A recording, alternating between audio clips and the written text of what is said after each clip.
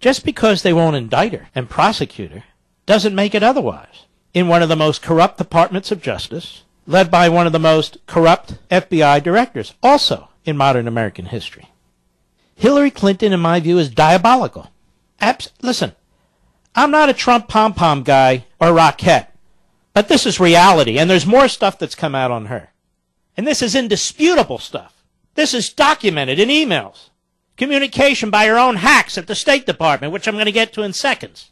Not allegations that can't be sorted out till after the election, by people suddenly showing up 3 weeks before an election, as opposed to 8 months before an election during a Republican primary. Pardon me for questioning motives.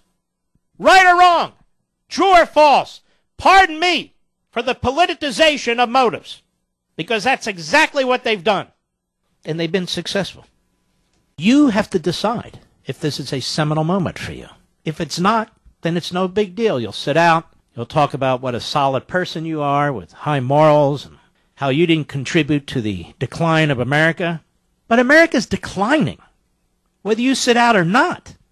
Trump's the nominee, whether you sit out or not, including those with the biggest mouths who didn't get involved in the Republican primaries or did so in such a passive, nuanced way, couldn't figure out who they're supporting. They spent more time writing and speaking about how they're not going to support Trump than they wrote or spoke about who they would support in the Republican primary. And besides, it's not even about supporting Trump.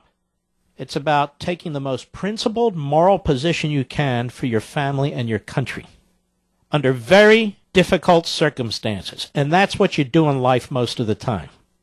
It's not easy, but you don't feign and you don't duck, and then you talk about how miraculously and remarkably solid you have been throughout this whole process, while others have demonstrated otherwise. Reuters. This is a scandal of monumental proportions. What has taken place at the State Department under the Espionage Act, what has taken place with Iran, this is monumental corruption of the worst kind. Institutionalized corruption. And the woman in charge of it is going to be promoted to President of the United States if something big doesn't happen.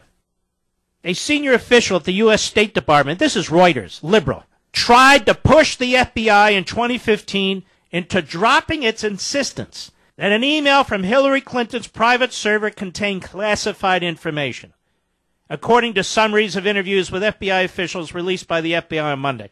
In other words, they felt this document was so explosive that if the public knew, if the Congress knew that it was classified, that information was classified, it would have a devastating political impact on Hillary Clinton. So, the State Department hack is pressuring the FBI, pushing the FBI, insisting to the FBI to declassify it. According to the records, an FBI official whose name is redacted told investigators that Patrick Kennedy, the State Department's most senior manager, repeatedly pressured the FBI to declassify information in one of Clinton's emails. The information in that particular email originated from the FBI, which meant that the FBI had the last word on whether it remained classified. Which, by the way, raises a question. What about the CIA and the NSA? What about the DIA? What about the Pentagon? What about the White House? Anybody else get pressured to declassify classified information to make sure it wouldn't harm Hillary and her presidential ambitions? Can you imagine this woman in charge of the White House, the entire executive branch, being in the Oval Office with Mills around her and Podesta around her and Blumenthal around? Can you imagine?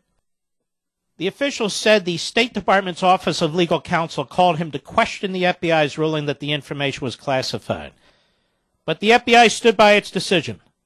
Soon after, one of the officials' colleagues at the FBI received a call from Kennedy, the state hack, in which Kennedy, quote, asked his assistance in altering the email's classification in exchange for a quid pro quo. I am quoting this to you. The FBI official said he also joined at least 2 discussions in which Kennedy, so they are pressing, quote, continued to pressure the FBI about the email. The official said Kennedy appeared to be trying to protect Clinton by minimizing the appearance of classified government secrets in emails from the private server that Clinton used while she was Secretary of State. The government forbids people from sending classified information via unsecured channels, unless, of course, your name is Hillary Clinton. In a separate interview, another unnamed FBI official said Kennedy, the state hack, told him in a phone call the FBI's insistence that the emails were classified caused problems for Kennedy. According to the interview summary, the official said he told Kennedy he would look into the email, which he had not yet seen, if the State Department would consider allowing more FBI agents to be posted in Iraq in exchange. He would look into the email, which he had not yet seen, if the State Department would consider allowing more FBI agents to be posted in Iraq in exchange.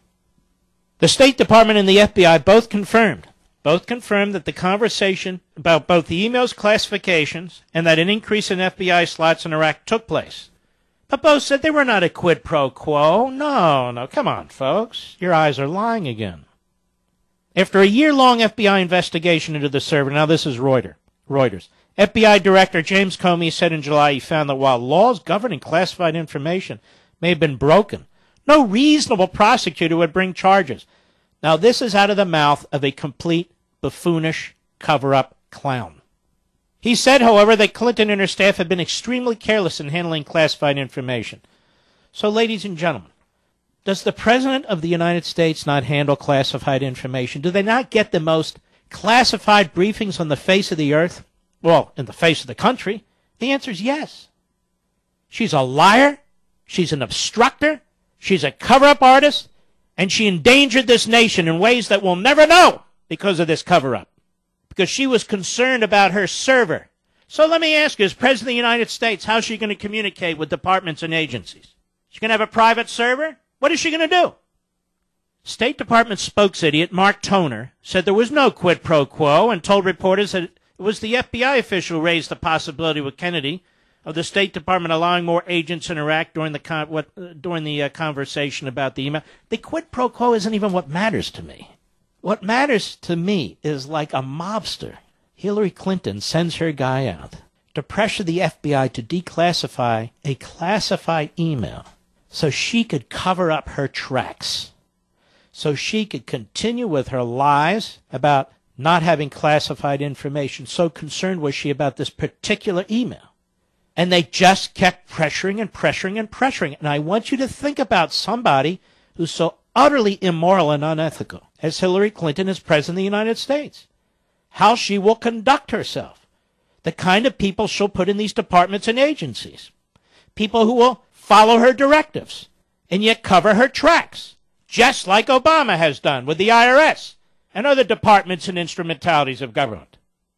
After the conversation took place about the upgrading classification, at the end of that, there was kind of, oh, by the way, hey, we're looking at how we want more slots in Iraq, Toner said. The FBI also confirmed both topics were raised in the conversation, also denies a quid pro quo. Other officials have made similar complaints of unusual pressure not to mark information as classified in Clinton's emails last year. Listen to this.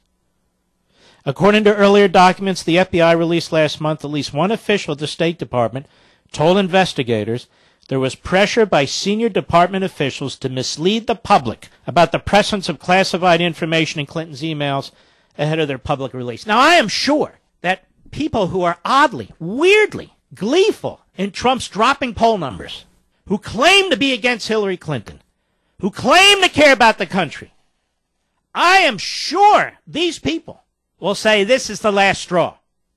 This is the last straw.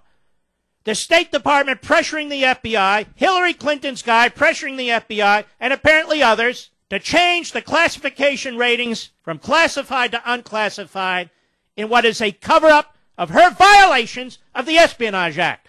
I am sure all of a sudden, all the preening and moralizing, they'll say, whoa, that's enough. We can't have that in the White House. But they won't. It's going to be up to you. Now let me be clear for what, the 4 billionth time? Trump was not my guy. There's a slew of issues I could not disagree with him more strongly on. But I do not think he wants to fundamentally destroy America. I do not think he's an ideological Alinsky-like statist. You want to talk about somebody who has a temperament that's out of control? You want to talk about somebody who is disqualified by being President of the United States, given her flaunting of the Espionage Act, her flaunting of other federal laws, her enriching herself by using her office and the potential of her future office to shake down Wall Street, to shake down foreign governments? I mean, what the hell is this? Is it even a close call at this point? You know, a month or two ago, look how much we know now from a month or two ago. Look how much we have. She's utterly contemptible. She's utterly diabolical. Look at all the information we have in the last few weeks. I know we're supposed to follow whatever the media tell us and debate that endlessly and wring our hands and wipe our brows and put a bag over our head. Well, damn it, this election's about us. You, your family, the country. No, he's not a savior. The point is to stop her. It's called damage control.